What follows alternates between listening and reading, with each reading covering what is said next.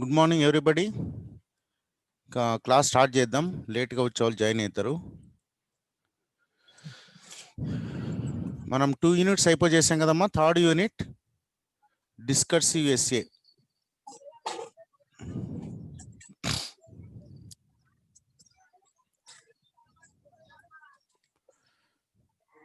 వినిపిస్తుందమ్మా నేను మాట్లాడేది? వినిపిస్తుంది సార్. ఓకే, థర్డ్ యూనిట్ మనకు ఎస్ఏ రైటింగ్ ఉంది. ఎస్ఏ రైటింగ్లో మనం ఫస్ట్ డిస్కర్సివ్ ఎస్ఏ చూద్దాం. వాట్ ఈస్ డిస్కర్సివ్ ఎస్ఏ అనేది.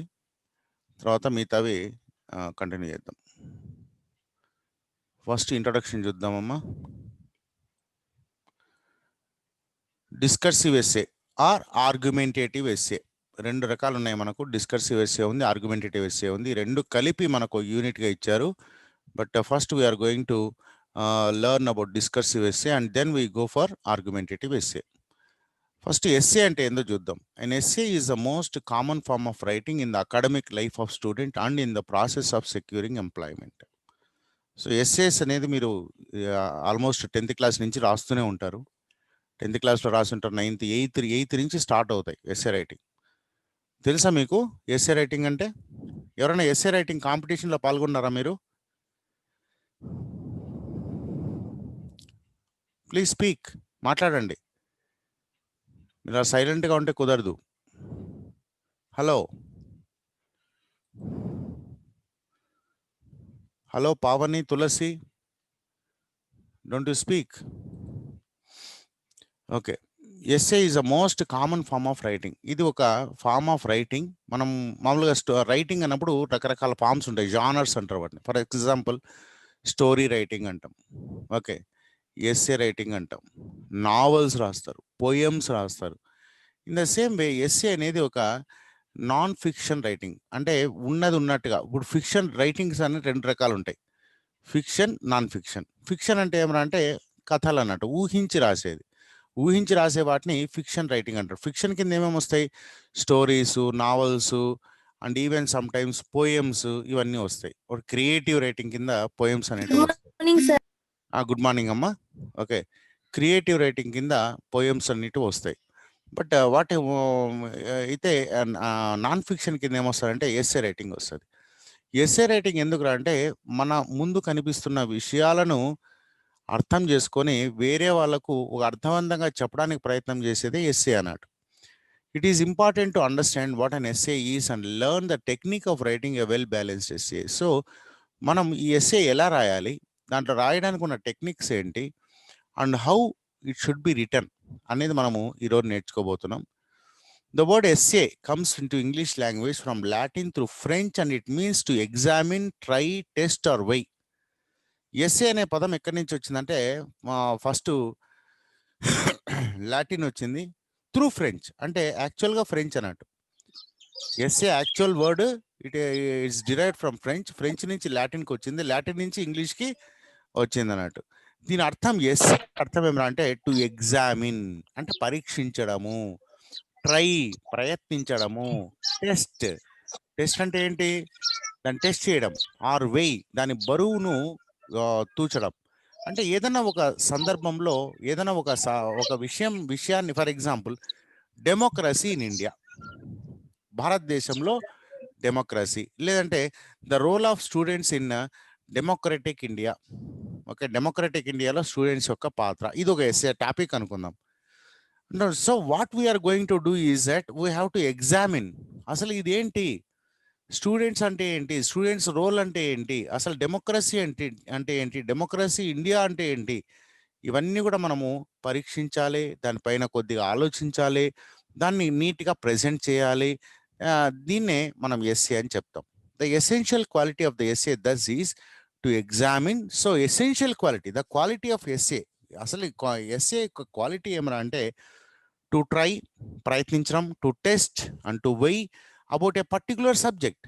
ఏదో ఒక పర్టికులర్ ఇంతకుముందు చెప్పాను, the role of students in democratic India అని అనుకున్నాం అనుకోండి.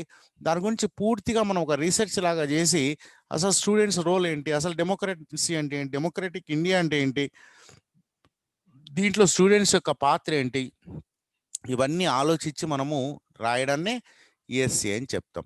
So essay writing involves a number of skills. మరి ఎస్ఏ రైటింగ్ రాయాలనుకుంటే ఊరికే కాదన్నట్టు. We should have number of skills. మనకు చాలా స్కిల్స్ ఉండాలి. అవి ఏమేమి స్కిల్స్ ఉండాలంటే క్లోజ్ రీడింగ్. క్లోజ్ రీడింగ్ అంటే ఏంటి? రీడింగ్ అంటే ఏంటి? ఫర్ ఎగ్జాంపుల్ న్యూస్ పేపర్ చదువుతాం మనం. ఓకే, న్యూస్ పేపర్ ఎలా చదువుతాం? అదేవిధంగా మీ టెక్స్ట్ బుక్ ఉండిందనుకోండి, టెక్స్ట్ బుక్లో ఒక లెసన్ ఒక స్టోరీ ఉండిందనుకోండి, అది ఎలా చదువుతాం? Are they same? రెండు ఒకటేనా? కాదు. న్యూస్ పేపర్ చదువుతున్నప్పుడు మనం అంతా డీప్గా ఆలోచించాం, ఊకే చదువుతాం, పక్కన పెట్టేస్తాం. క్లోజ్ రీడింగ్ అంటే ప్రతి పదాన్ని, ప్రతి ఐడియాని, ప్రతి ఒక్క దీన్ని మనం నీట్గా అర్థం చేసుకొని అర్థం చేసుకొని ప్రయత్నించడాన్ని క్లోజ్ రీడింగ్ అనేది చెప్తాం. Next analysis. అనాలిసిస్ అంటే ఏంటంటే ఆ సందర్భంలో ఉన్నటువంటి విషయాలను మనం అనలైజ్ చేయడం, అది ఎంతవరకు కరెక్టు, అంటే దాన్ని ఒక రకంగా మనం పరీక్షించడం అన్నట్టు అనాలిసిస్ అంటే. అండ్ కంపారిజన్ అండ్ కాంట్రాస్ట్, అంటే we have to compare certain things. For example role of students in democratic India అన్నప్పుడు మనం రకరకాలుగా దీన్ని కంపేర్ చేయొచ్చు. ఎవరితో కంపేర్ చేయొచ్చు? For example role of citizens, వేరే పెద్దవాళ్ళతో కంపేర్ చేయొచ్చు, చదువు రాని వాళ్ళతో కంపేర్ చేయొచ్చు, అర్బన్ పీపుల్తో కంపేర్ చేయొచ్చు, రూరల్ పీపుల్తో కంపేర్ చేయొచ్చు, అదేవిధంగా వేరే దేశంలో ఉన్నటువంటి స్టూడెంట్స్తో కూడా మనం కంపేర్ చేయొచ్చు. Okay, compare and contrast. Then persuasion and exposition. Persuasion అంటే ఏంటంటే ఒప్పించడం. పర్సువేడ్ అంటే ఇప్పుడు నీకు ఉన్నటువంటి ఐడియాని 10 మందికి ఒప్పించడం, మెప్పించడం, వాళ్ళని మీ వైపు తిప్పుకోవడం, దీన్నే పర్సువేషన్ అంటారు. అండ్ ఎక్స్పోజిషన్ అంటే, ఎక్స్పోజ్ అంటే ఏమంటే a systematic interpretation and explanation usually return of a specific topic. Expose చేయడం అంటే విషయాలని ప్రతి ఒక్కరికి తెలియజేయడం. ఓకే, ఇటువంటి స్కిల్స్ అన్నీ మనకు అవసరం. ఇవన్నీ ఉంటేనే మనం మంచి ఎస్ఏ రాయడానికి అవకాశం ఉంటుంది. Okay,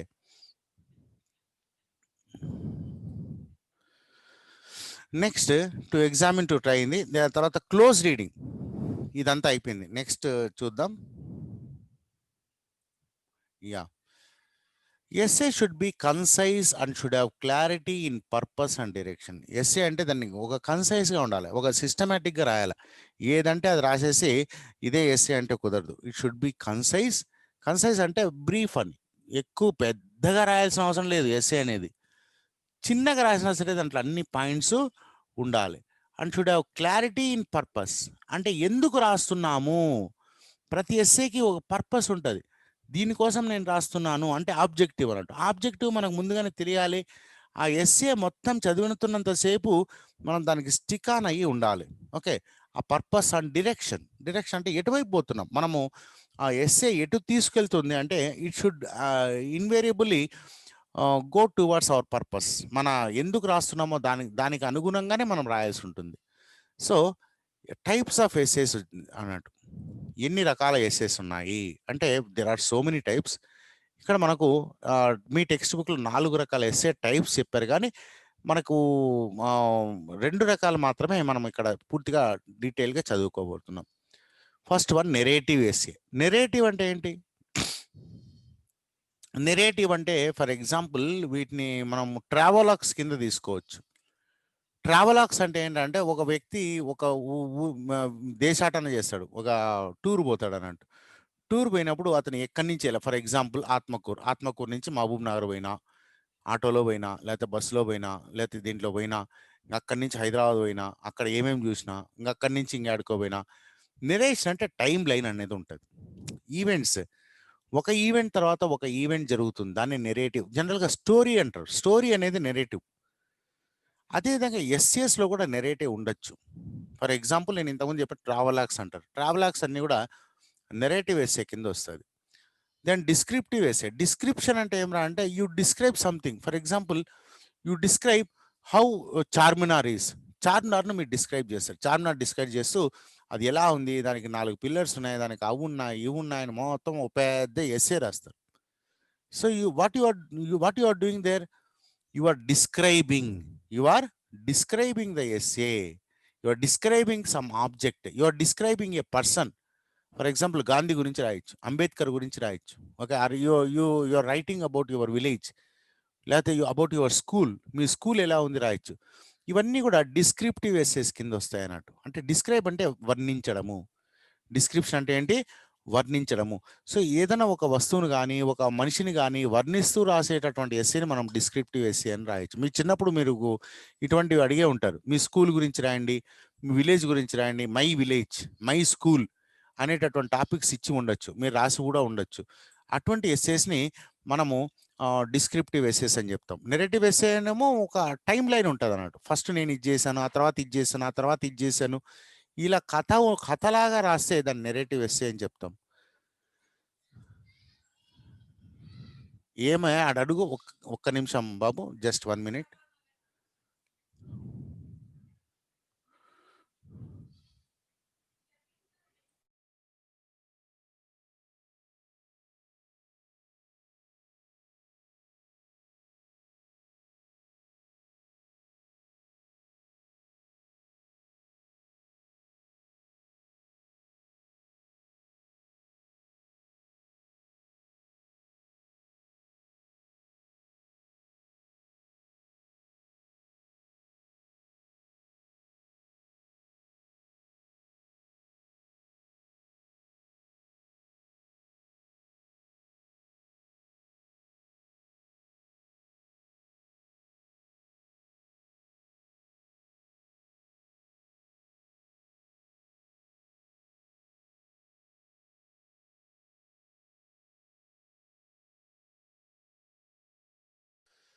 sorry for the interruption.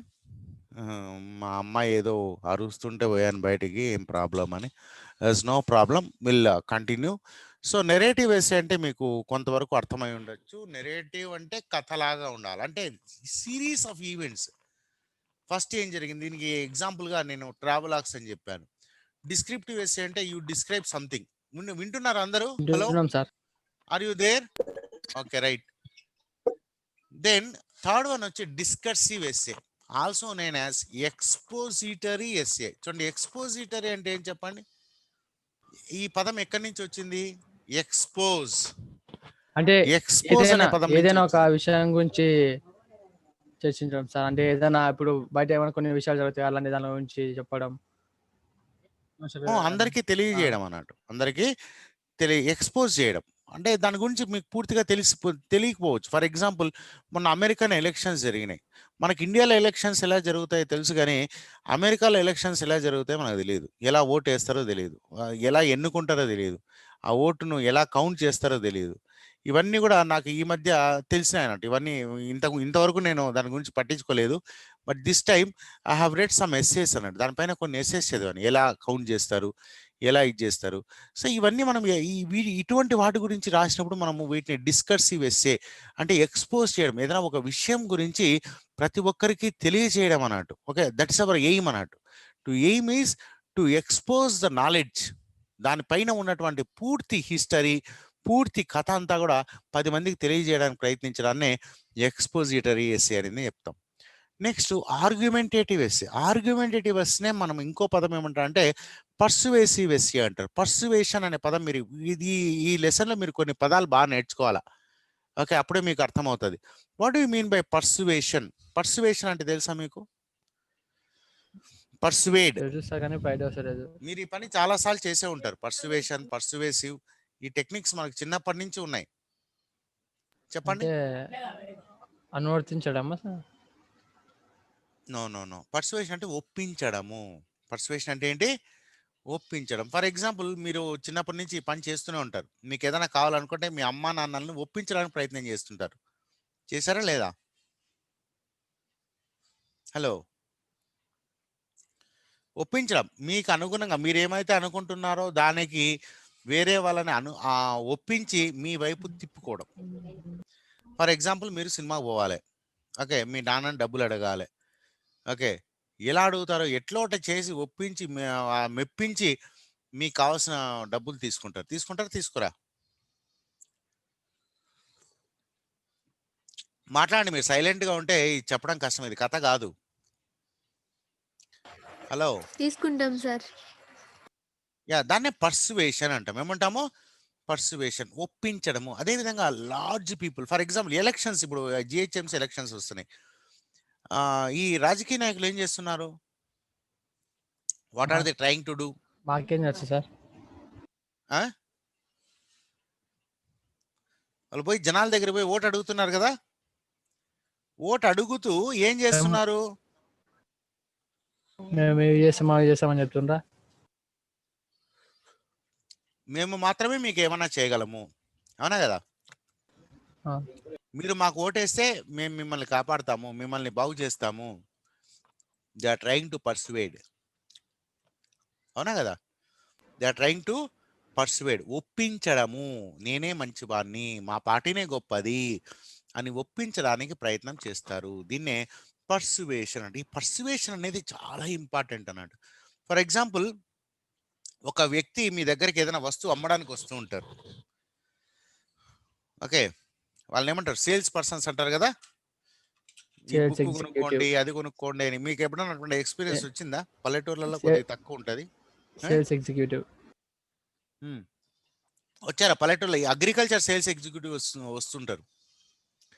ఈ మందు కొనుక్కోండి, ఈ యూరియా కొనుక్కోండి, లేకపోతే ఇది కొనుక్కోండి, మీ ఆవు పాలు ఎక్కువ ఇవ్వాలంటే ఇది తాపించండి.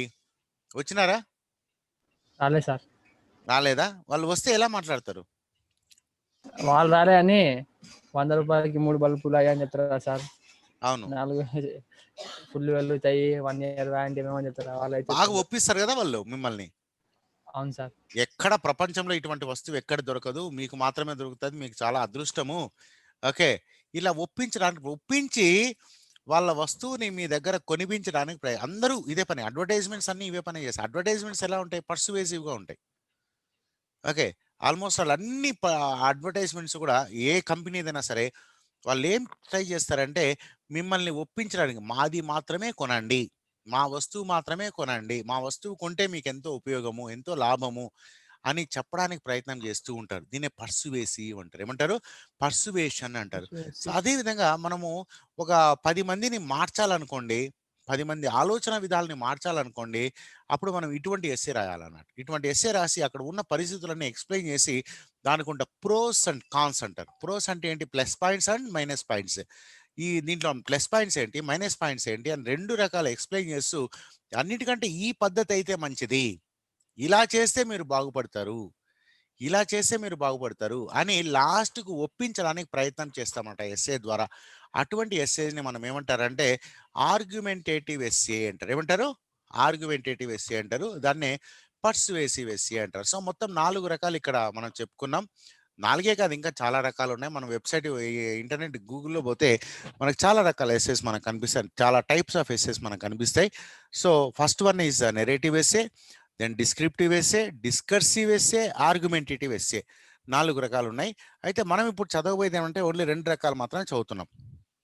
మోస్ట్ కామన్ అన్నట్టు. The most common essay genres are the discursive and argumentative essays. ఈ 2 చాలా most common types.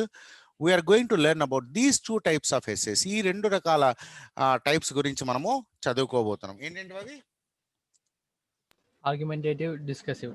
Yeah, first one is discursive and then argumentative essay. So ఇప్పుడు ఈ పీపీటీలో మొత్తం మీకు 2 పీపీటీలు తయారు చేశాను. ఒకటి డిస్కర్సివ్ ఎస్ఏకి ఒక పీపీటీ తయారు చేశాను. తర్వాత ఆర్గ్యుమెంటేటివ్ ఎస్ఏస్కి రెండో పీపీటీ తయారు చేశాను. ఎందుకంటే చాలా కొద్దిగా పెద్దవైతారండి ఈ టాపిక్ అంతా కూడా. సో మనం ఫస్ట్ డిస్కర్సివ్ ఎస్ఏ గురించి చదువుకుందాం. ఇక్కడ మీకు ఒక ఎస్ఏ ఇచ్చారు. ఈ ఎస్ఏని మీరు చదవాలి ఇప్పుడు. Yeah, the English advantage, read the following essay. ఈ ఎస్ఏని మనం చాలా జాగ్రత్తగా అర్థం చేసుకుంటేనే ఆ తర్వాత మిగతా అంతా కూడా మనం చెప్పుకోవడానికి ఈజీ ఉంటుంది.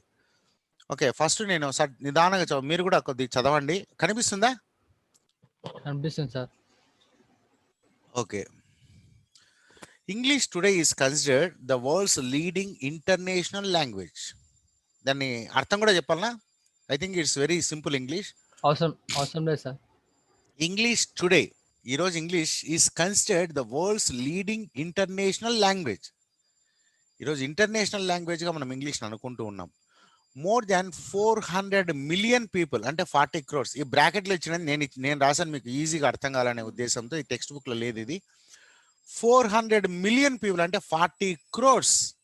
మరి 40 crores అంటే తక్కువే కదా సార్ అని మీరు చెప్పొచ్చు. మన ప్రపంచ జనాభా ఇప్పుడు సుమారుగా 600 కోట్ల పైనే ఉంది.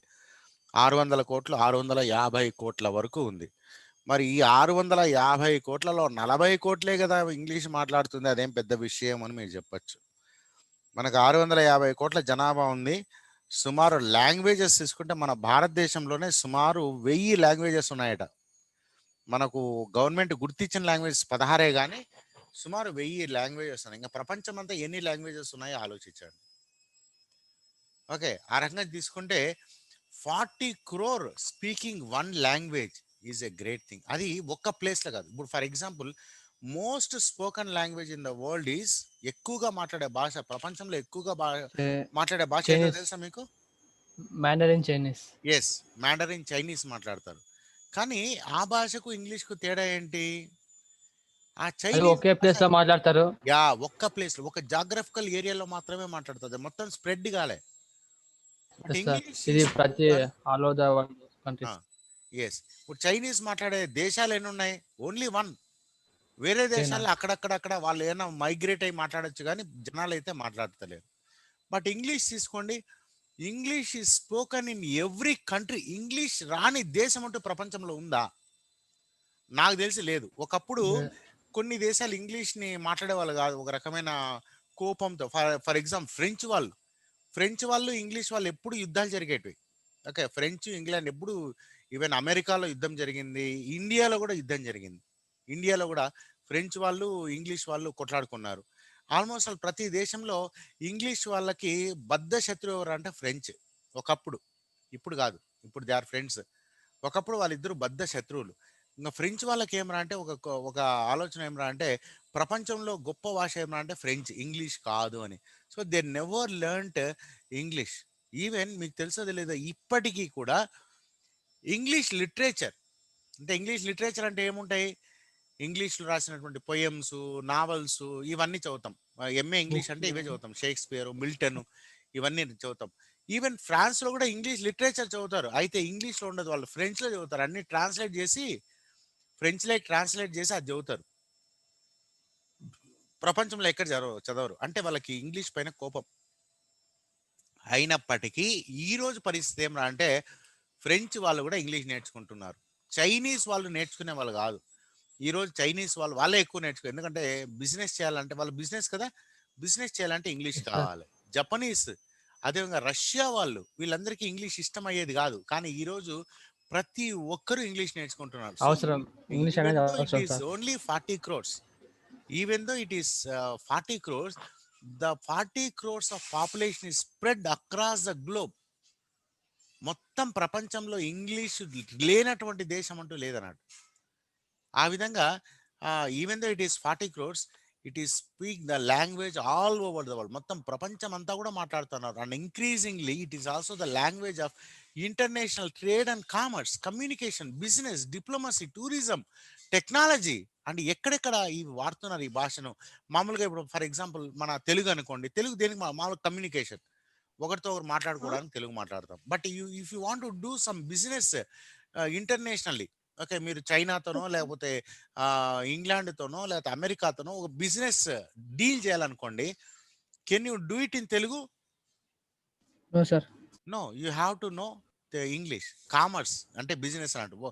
ఫర్ ఎగ్జాంపుల్ మీరు ఢిల్లీ నుంచి ఒక వస్తువును కొనాలి, ఓకే, ఫర్ ఎగ్జాంపుల్ అమెజాన్లో అనుకోండి, అమెజాన్లో మీరు వస్తువులు అన్నీ కూడా ఇప్పుడు తెలుగు కూడా పెట్టేశారు వాడు.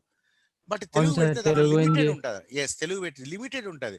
You cannot compare the products. ఆ ప్రోడక్ట్స్ వాల్యూ మొత్తం ఇదంతా నీకు బాగా అర్థం కావాలంటే ఇంగ్లీష్ అనేది చాలా చాలా ఇంపార్టెంట్. దెన్ కమ్యూనికేషన్, ఇంకా మామూలుగా మాట్లాడుకోవడం కమ్యూనికేషన్. బిజినెస్, ఇంకా బిజినెస్లో కూడా English is very important. Diplomacy అంటే ఏమరా అంటే, ఒక దేశం నుంచి ఒక డిప్లొమాట్ని ఇంకో దేశానికి పంపిస్తాం. ఫర్ ఎగ్జాంపుల్ మన ఇండియన్ ఎంబసీ అంటారు. ఇండియన్ ఎంబసీ ఎక్కడెక్కడ ఉంటుంది? అన్ని దేశాల్లో ఉంటుంది.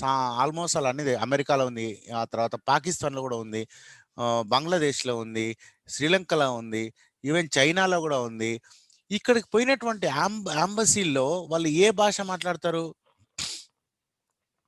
ఇంగ్లీషే మాట్లాడతారు. That means if you want to speak with other country, వేరే దేశంతో మనం మాట్లాడాలంటే communication with other country is done only through English. Tourism కూడా చూడండి, మీరు టూరిస్ట్గా బయట దేశాలకు సారీ టూరిస్ట్గా బయట దేశాలకు పోవాలంటే you should no English. English లేకుండా ఎక్కడికి మీరు ప్రయాణాలు, ఈవెన్ మన ఇండియాలో కూడా ప్రయాణం చేయడం కష్టం. ఎందుకంటే మన ఇండియాలో there is no one language, so many languages. Suppose you want to go to Tamil Nadu and you don't know Tamil, at least you should know English. Okay, and you can manage with English. If you know English, you can manage with English anywhere in India, anywhere in the world. If you don't know English, you cannot go outside. So it is also the language of international trade and commerce, communication, business, diplomacy, tourism, and technology. However, despite English being the subsidiary official language of India, a good command over the English language is still a major challenge for many Indian students. Even though it is official language, subsidiary official language అంటే sub official, మనకు ఇండియాలో official language Hindi, next subsidiary official language English. So ఇప్పుడు హిందీని ఎవరు పెద్ద పట్టించుకుంటలేరు, central government మాత్రమే హిందీ గురించి ఆలోచిస్తాం. But it comes to south India, our official language is English. And everything అడ్మినిస్ట్రేషన్లో మొత్తం ఇంగ్లీష్లోనే రిలీజ్ అవుతూ ఉంటాయి. A good Yes, command sir. అయినప్పటికీ, ఓకే చూడండి, despite English being the subsidiary official language of India, మనకు అఫీషియల్ లాంగ్వేజ్ అయినప్పటికీ a good command over the English language is still a major challenge for many Indian students. అయినప్పటికీ కూడా as far as students is concerned, a good command is still a challenge. But that means many of the students are not able to speak good English in India. Hence, it is necessary for students to realize the importance of English and strive to gain proficiency in it. కాబట్టి మనం English బాగా నేర్చుకోవాలి. ఎవరు students, to realise the importance of English and strive to gain proficiency in it. Okay, ఇప్పుడు ఈ పారాగ్రాఫ్ని మనం అర్థం చేసుకున్నాం, దీన్ని అనలైజ్ చేద్దాం. అనలైజ్ అంటే దీన్ని స్టడీ చేయాలి. ఎలా స్టడీ చేయాలి, అసలు ఈ పారాగ్రాఫ్లో ఏం చెప్పాలనుకుంటున్నాడు, మళ్ళీ ఒకసారి చదవండి దీన్ని. English today is considered the world's leading international language. More than 400 million people speak the language all over the world. And increasingly, it Expose, is sir. also. Expose. ఏమి? Expose. Expose, sir. Okay, expository essay, that's okay. But ఇప్పుడు దీన్ని introduction అంటాం. First paragraph is always an introduction. ప్రతి paragraph ఒక్క విషయాన్ని focus చేస్తుంది. కానీ introduction ఏం చేస్తుంది అంటే మొత్తం మనం రాయబోయేటటువంటి ఎస్సేకి ఒక దర్శనం చేస్తుంది. అసలు ఈ ఎస్సే ఏం చదవబోతున్నామో ఈ ఫస్ట్ పారాగ్రాఫ్లోనే తెలిసిపోతుంది. సో ఈ ఫస్ట్ పారాగ్రాఫ్ ద్వారా మనం చదవబోయేటటువంటి ఎస్సేలో ఏం ఉండబోతుంది చెప్పండి చూద్దాం.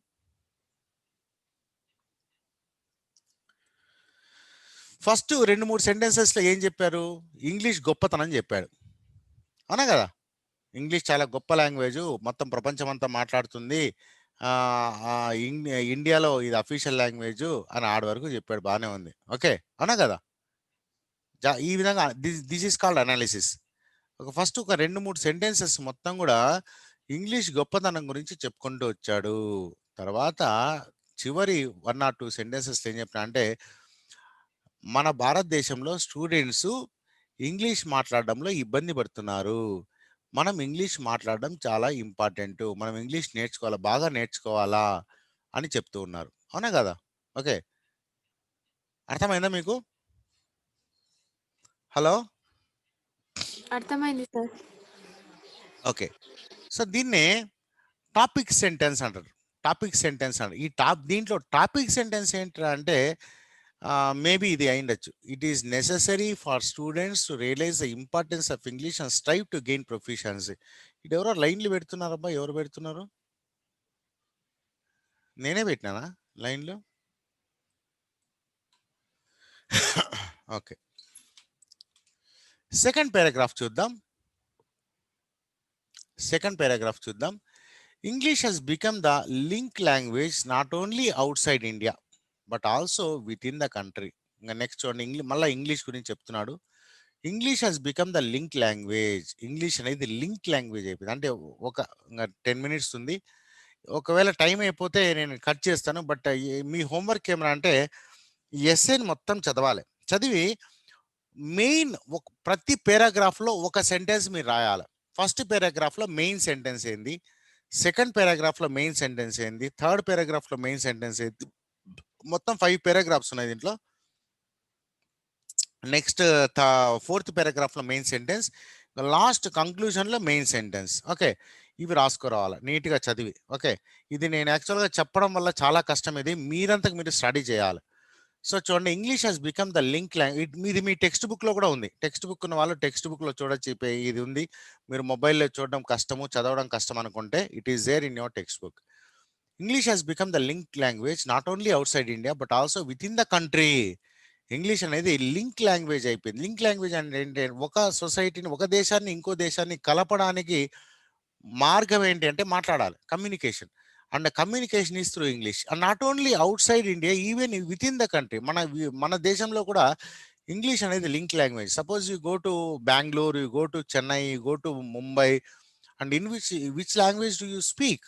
Maybe you don't know Hindi. Suppose if you know Hindi, it's okay. To some extent, you can manage. But if you go to Tamil Nadu people will do not speak in Hindi. Okay, they don't like Hindi. Okay, then in that case, English is the only alternative to speak with other people. Firstly, in an age of increasing globalization and migration within the country and outside, and ఇంకోటి ఎవరంటే migration బాగా జరుగుతుంది. In an age of increasing globalization అంటే ప్రపంచమంతా ఒక కుటుంబం అయిపోతుంది అన్నాడు. And migration within the country outside. ఇంకా మైగ్రేషన్, మనం ఒక చోటు నుంచి ఇంకో చోటికి ప్రయాణం చేస్తున్నాం. ఫర్ ఎగ్జాంపుల్, చాలా మంది అమెరికాకు పోతున్నారు, ఆస్ట్రేలియాకు పోతున్నారు, ఇంగ్లాండ్కి పోతున్నారు, ఇట్లా రకరకాల దుబాయ్ పోతున్నారు. మరి ఇలా వెళ్ళినప్పుడు వాళ్ళకు లాంగ్వేజ్ ఏదై ఉండాలి? English is a language of empowerment. English అనేది మనకు ఒక ఎంపవర్మెంట్, అంటే మనకు శక్తిని ఇచ్చేటటువంటి లాంగ్వేజ్. మనకు ఒక పవర్ అన్నట్టు. మనకు పవర్ ఇచ్చేటటువంటి లాంగ్వేజ్ ఏంటంటే English. Only if you have the power of English, you can go anywhere, you can migrate to any country, you can live in any country. Prospective employers at home and abroad also seem to prefer students who not only have subject knowledge and technical skills but also a good command over the English language. అంతేకాదు, మీకు ఉద్యోగం రావాలంటే మీకు మంచి subject ఉంటే సరిపోదు. మీకు మీ సబ్జెక్ట్లో గోల్డ్ మెడల్ వచ్చిండొచ్చు యూనివర్సిటీలో, but if you are not able to speak in English, you are not going to get the job. And not only in India, even abroad. Okay, if you want to go to abroad and do a job and your primary skill is English, మీకు English మాట్లాడేకి వస్తే అప్పుడు ఆ తర్వాత వాడు నీ subject చూస్తాడు. Subject has become secondary. The first thing is that you should have command over the English language. So దీంట్లో మెయిన్ టాపిక్ ఏంది చెప్పండి? దేని గురించి మాట్లాడుతున్నాడు? ఇంగ్లీష్ అనేది లింక్ లాంగ్వేజ్ అయిపోయింది. So if you want to do something, it is necessary to learn English. So మొత్తం ఈ పేరాగ్రాఫ్లో ఇంగ్లీష్ యొక్క ప్రాముఖ్యత చెప్తున్నాడు. ఇంగ్లీష్ నేర్చుకుంటే ఎంత ఉపయోగము. సో ఈ సెకండ్ పేరాగ్రాఫ్లో because this English has become a link language, you should learn English. That is a main topic అన్నట్టు. దెన్ థర్డ్ పేరాగ్రాఫ్ చూస్తాం. సెకండ్లీ, రెండోది. ఫస్ట్ వన్ అయిపోయింది link language. Because of link language you have to learn English. Secondly, governments are increasingly using technology to reach citizens and make services available to them online. ఇప్పుడు governments అన్ని కూడా ప్రతి ఒక్కటి online, services అన్ని online చేసేస్తుంది. మీరు ఏదన్నా గవర్నమెంట్కి అప్లై చేసుకోవాలంటే మీరు ఆన్లైన్లో, కంప్యూటర్లోనో, మొబైల్లోనో అప్లై చేసుకోవాలి. ఫర్ ఎగ్జాంపుల్, ఈవెన్ అడ్మిషన్స్ దోస్తు ద్వారా మీరు అందరూ వచ్చారు కాలేజీకి, అవునా కదా? మీకు ఏమైనా కావాలంటే మీ సేవా సెంటర్ పోయి అప్లై చేసుకోవచ్చు, లేదంటే మీ మొబైల్లోనే ప్రతి ఒక్కటి అప్లై చేసుకోవచ్చు. మీకు డ్రైవింగ్ లైసెన్స్ కావాలంటే ఆన్లైన్లో అప్లై చేసుకోవచ్చు. ఆ తర్వాత ఆడ పోయి డ్రైవింగ్ టెస్ట్ చేయాలి. సో ఏది కావాలన్నా సరే you have to apply online. Even jobs కావాలన్నా, అడ్మిషన్స్ కావాలన్నా, ప్రతి ఒక్కటి కూడా మీరు ఆన్లైన్లోనే చేయాలి. With basic knowledge of technology and some familiarity with English. మరి ఆన్లైన్లో అప్లై చేసుకోవాలంటే, ఆన్లైన్లో మీరు ట్రాన్సాక్ట్ చేయాలంటే what are the basic things you should know? Some basic knowledge of technology. Technology కొద్దిగా తెలియాలి. మొబైల్ ఎలా యూస్ చేయాలా, కంప్యూటర్ ఎలా యూస్ చేయాలా అనేది కొద్దిగా తెలియాలి. And some familiarity with English. And English అనేది కంపల్సరీ, ఎందుకంటే ప్రతి ఒక్కటి ఈ మధ్య కంప్యూటర్లో ఇంగ్లీష్లోనే ఉంటుంది. ఇంగ్లీష్ వస్తేనే మనం ఇవన్నీ అప్లై చేసుకోవడానికి అవసరమవుతాయి. Citizens can take advantage of these initiatives and save themselves from the drudgery అంటే హార్డ్ మొనాటస్ రొటీన్ వర్క్. అంటే కష్టపడి పని చేయడం కంటే సింపుల్గా పని చేయాలంటే మనకి ఇంగ్లీష్ వచ్చి ఉండాలి, కొద్దిగా టెక్నాలజీ తెలియాలి. ఆ spending long hours in queues. ఇంతకుముందు పెద్ద పెద్ద క్యూల్లో చాలాసేపు నిలబడుకోవాల్సి వచ్చేది. ఇప్పుడు అటువంటి అవసరం లేదు. ఇప్పుడు ధరణి వెబ్సైట్లో ఈవెన్ టోకన్స్ పెట్టేసి కరెక్ట్గా ఆ టైం పోతే మనం చేయొచ్చు అనేది మన గవర్నమెంట్ చెప్తున్నాడు. ఎందుకంటే వీటివన్నీ చేయాలంటే మనకు కొద్దిగా ఇంగ్లీష్ తెలిసి ఉండాలి, కొద్దిగా టెక్నాలజీ తెలిసి ఉండాలి. at offices and payment counters. Avoiding human interface will also drastically cut down the chances of corruption. So ఈ విధంగా హ్యూమన్ ఇంటర్ఫేస్ అంటే మనుషుల ఇంటర్ఫీరెన్స్ ఎంత తగ్గిస్తే అంత కరప్షన్ తగ్గేదానికి కూడా అవకాశం ఉంది అని దీంట్లో చెప్తున్నాడు. So what is the second point? English నేర్చుకోవడానికి సెకండ్ పాయింట్ ఎందుకు నేర్చుకోవాలంటే because governments are increasingly using technology. Governments అంతా కూడా టెక్నాలజీని యూజ్ చేస్తున్నారు కాబట్టి మనం కూడా అప్గ్రేడ్ కావాల్సిన అవసరం ఉంది. మనకి ఇంగ్లీష్ రాకపోతే గవర్నమెంట్ చేసే పనులన్నీ కూడా మనం చేయడానికి అవకాశము ఉండదు. ఇది second point. Next point thirdly, thanks to the revolution in information and communication technologies, an ocean of information is now available on the internet. So next one, third one ఏమరా అంటే thanks to revolution information and communication technology. Information and communication technology ఇది చాలా develop అయింది. ఎంత develop అయింది అంటే and ocean of information is now available on the internet. Ocean, సముద్రం అంత ఇన్ఫర్మేషన్ మనకు ఇంటర్నెట్లో అవైలబుల్ ఉంది. మేము చదువుకునేటప్పుడు ఫర్ ఎగ్జాంపుల్ మాకు ఏదైనా మెటీరియల్ కావాలంటే లైబ్రరీకి పోయి గంటలు గంటలు వెతికి దాన్ని నోట్స్ రాసుకొని తయారు చేసుకొని కష్టపడాల్సి వచ్చేది అన్నట్టు. కానీ ఇప్పుడు మీరు అంత కష్టపడాల్సిన అవసరం లేదు. అసలు లైబ్రరీలే అవసరం లేదన్నట్టుగా తయారైపోయింది. మీ గూగులే మీకు పెద్ద లైబ్రరీ. మీకు ఏ విషయం కావాలన్నా సరే గూగుల్లో కొడితే దానిపైన ఇన్ఫర్మేషన్ ఎంత వస్తుంది? కొన్ని thousands of pages, lakhs of pages are opening. దాంట్లో ఓపెన్ చేస్తే మీకు ఎంత ఇన్ఫర్మేషన్ కావాలంటే అంత ఇన్ఫర్మేషన్ దొరుకుతుంది. But all that information, most of that information, almost 99% of the information is available in English. అర్థమైందా మీకు? తెలుగులో దొరకడం లేదు మీకు, అన్ని ఇంగ్లీష్లో దొరుకుతుంది. For that you need English. With increase internet connectivity చాలా ఇంక్రీజ్ అయిపోయింది. అసలు నేను నేను చెప్తాను, ఇంటర్నెట్ మొట్టమొదటి నేను ఎప్పుడు తీసుకున్నా 2007లోనో 8లోనో. ఓకే, ఎస్, మేబీ 2007, 8లో ఫస్ట్ ఇంటర్నెట్ గద్వాల్లో వచ్చిందంట. అప్పుడు ఇంటర్నెట్ స్పీడ్ ఎంత ఉండదు తెలుసా? నిమిషానికి కేబీస్ అన్నట్టు. Okay, 10 KB per second, 10 KB per minute, 10 KB per second అనుకుంటా, 10, 20 KB. ఒక పాట ఎంత ఉంటుంది? 4 MB ఉంటుంది. 4 MB పాటను డౌన్లోడ్ చేయాలంటే it takes almost half an hour పట్టేది అన్నట్టు. ఓకే, ఒక పాటను డౌన్లోడ్ చేయాలంటే హాఫ్ అన్ అవర్ పట్టేది. ఈవెన్ వెబ్ పేజెస్ ఓపెన్ కావాలంటే మనం తిరుగుతూ ఉంటుంది అన్నట్టు. ఇప్పుడు పరిస్థితి ఏమంటే ఒక సినిమాని మనము 10 నిమిషాల్లో డౌన్లోడ్ చేసేస్తున్నాం. 10-15 నిమిషాల కంటే ఎక్కువ అవసరం లేదు. ఓకే, విపరీతమైన speed, 100 MBPS speed, 100 MBPS speed అన్నట్టు. అంటే జస్ట్ సెకండ్కి 100 MBPS డౌన్లోడ్ అయిపోతూ ఉంది. సార్ మీది ఫైబరా సార్? ఫైబర్ నెట్ కాదు, నాది కేబుల్. నాది కూడా మా ఇంట్లో స్పీడ్ 100 MBPS ఉంటుంది. ఓకే, ఒక సినిమా డౌన్లోడ్ చేయడానికి హార్డ్లీ ఇట్ టేక్స్ ఒక 10 to 15 మినిట్స్లో డౌన్లోడ్ అయిపోతుంది. 100 MBPS స్పీడ్ ఉంటుంది. జీవీ రెడ్డి అనేది కేబుల్ నెట్వర్క్, చాలా స్పీడ్ ఉంటాయి. ఇప్పుడు జియో ఫైబర్ నెట్ వస్తుంది, గద్వాల్లో ఇంకా రాలే. వస్తే నేను అది మెయిన్ సిటీస్ లో వచ్చింది సార్, హైదరాబాద్. అవునవును, మిగతా సిటీస్ కూడా వస్తుంది. ఇట్స్ టేకింగ్ టైం, స్లోగా వస్తుంది. మేబీ ఒక 5-6 monthsలో, మేబీ ఒక 1 yearలో ఈవెన్ ఆత్మకూరుకు కూడా రావచ్చు. ఇంకోటి ఏమంటే గవర్నమెంట్ కూడా ఫైబర్ నెట్ గురించి మాట్లాడుతుంది. ప్రతి విలేజ్ కి ఇంటర్నెట్ కనెక్టివిటీ ఫైబర్ వచ్చింది సార్. టీ ఫైబర్ ప్రతి విలేజ్ లో కూడా రావాలనేదే ఆల్రెడీ ఏపీలో వచ్చేసింది. ఏపీలో ఏపీ ఫైబర్ అని, ఫైబర్ నెట్ అని వచ్చేసింది. ఇప్పుడు కర్నూలు పోతే అందరూ అదే వాడుతున్నారు. ఒక టీవీ మొత్తం అంతా కూడా. ఎస్, మనకు కూడా లైన్స్ వేసింది కానీ ఇంకా లైన్స్ వేసినా కానీ వస్తుంది. మేబీ ఒక 6 months, 7 months, maybe 1 year. Okay, 1 year లోపల. ఇప్పుడే ఆల్మోస్ట్ జియో వచ్చిన తర్వాత ఇప్పుడు ఇంటర్నెట్ అనేది ప్రాబ్లమే లేకుండా పోయింది. అవునా కదా? చాలా చీప్ అయిపోయింది అన్నట్టు. Okay, Jio net, even Airtel కానివ్వండి, మొబైల్ నెట్వర్క్ కూడా 3